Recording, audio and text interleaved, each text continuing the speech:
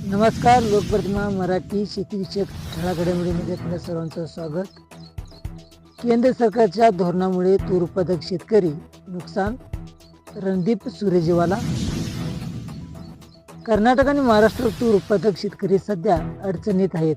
याचं कारण आहे की सरकारचं चुकीचे धोरण. सरकारने तुरीवरचं आयात शुल्क काढून टाकलं, त्यामुळे परदेशातून स्वस्त आणि कमी दर्जाची तूर भारतात आयात होत आहे. खरीप हंगाम 2025साठी प्रधानमंत्री पीक विमा योजना चालू करण्यात आली. या योजनेत 1 जुलै ते 31 जुलैपर्यंत शेतकऱ्यांना सहभागी होता येणार आहे. यावेळी ₹1 पीक विमा योजना बंद करण्यात आली. सोयाबीनसाठी हेक्टरी 1160 रुपये तर कपाशीसाठी हेक्टरी 900 रुपये विमा हप्ता भरावा लागणार आहे. कांद्याला अनुदान निर्यात प्रोत्साहन योजना सुरू करा. सध्या राज्यातील कांदा उत्पादक शेतकरी मोठ्या प्रमाणात आर्थिक अडचणीत सापडले असून नुकसान भरून काढण्यासाठी शासनाने ₹1000 प्रति क्विंटल प्रमाणे अनुदान द्यावे.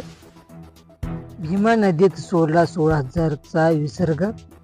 पावसाळा आणखी 2-2.5 महिने असल्याचा उजनीचा पाणी साठा 92 ते 54% पर्यंत ठेवला जात आहे, जेणेकरून हंगामी काळात दौंडसह स्थानिक विसर्ग वाढल्यास खूप मोठा विसर्ग नदीतून सोडावा लागणार आहे.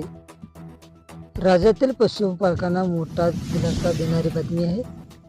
महाराष्ट्र राज्य मंत्रिमंडळाने पशु व्यवसाय कृषी समक्ष दर्जा देण्याचे ऐतिहासिक निर्णय घेत राज्यातील लाखो पशुपालकांना मोठा दिलासा देत आहेत. बैलगाडा शेतीतील किंग रामा बैलाचा मातीवरून मारामारी, 6 जणांवर गुन्हा दाखल.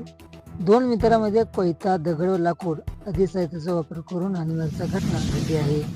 अशा नवीन अपडेट पाहण्यासाठी तुम्ही जर आपल्या चॅनल नवीन असाल तर आजच सबस्क्राईब करा.